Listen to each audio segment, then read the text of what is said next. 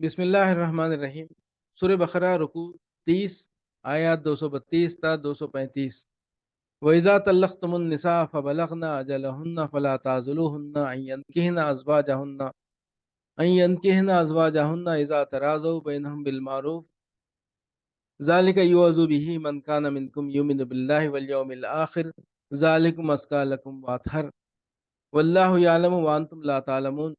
वल्वालिदातु युर्ज़ीना औलादहुन्ना हौलैनि कामिलैनि लिमन अरादा अन युतिम्म अर्रज़ाअ व अलल मौलूदि लहू रिज़्क़ुहुन्ना व किस्वतुहुन्ना बिलमारूफ़ ला तुकल्लफ़ु नफ्सुन इल्ला वुसअहा ला तुज़ार्रा वालिदतुम बिवलदिहा वला मौलूदुन लहू बिवलदिही व अलल वारिसि मिस्लु ज़ालिक व इन अरादा फ़िसालन अन तराज़िम मिनहुमा व तशावुरिन फ़ला जुनाहा अलैहिमा व इन अरदतुम अन तस्तरज़िउ औलादकुम फ़ला जुनाहा अलैकुम इज़ा सल्लमतुम मा आतैतुम बिलमारूफ़ वत्तक़ुल्लाह वअलमु अन्नल्लाह बिमा तअमलून बसीर।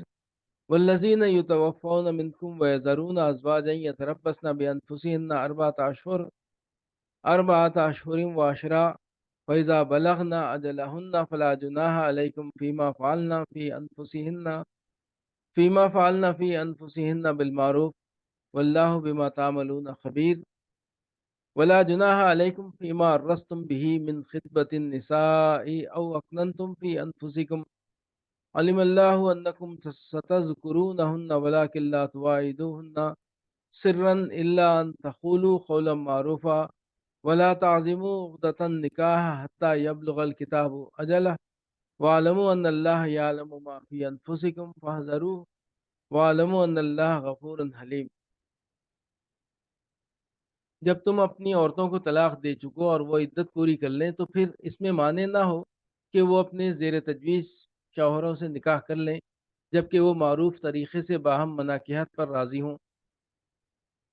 तुम्हें नसीहत की जाती है कि ऐसी हरकत हरगिज़ न करना अगर तुम अल्लाह और रोज़ आखिर पर ईमान लाने वाले हो। तुम्हारे लिए शाइस्ता और पाकीज़ा तरीक़ा यही है कि उससे बाज रहो। अल्लाह जानता है, तुम नहीं जानते।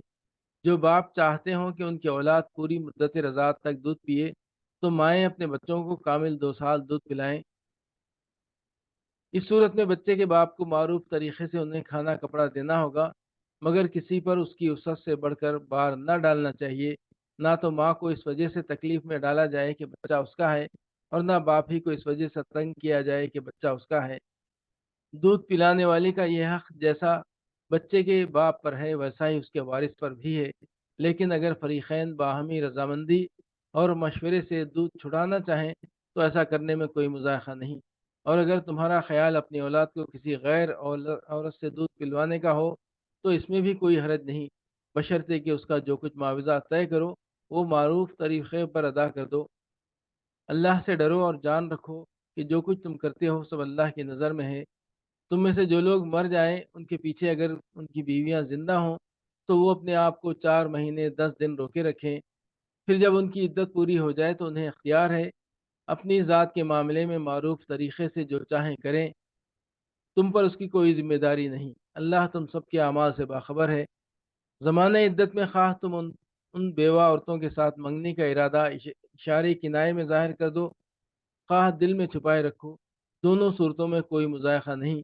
अल्लाह जानता है कि उनका ख़याल तो तुम्हारे दिल में आएगा ही, मगर देखो खुफिया अहद व पैमान न करना। अगर कोई बात करनी है तो मारूफ तरीक़े से करो, और अक़्द निकाह बांधने का फ़ैसला उस वक्त तक ना करो जब तक कि इद्दत पूरी ना हो जाए। खूब समझ लो कि अल्लाह तुम्हारे दिलों का हाल तक जानता है, लिहाजा उससे डरो और ये भी जान लो कि अल्लाह बुर्दबार है, छोटी छोटी बातों से दरगुजर फरमाता है।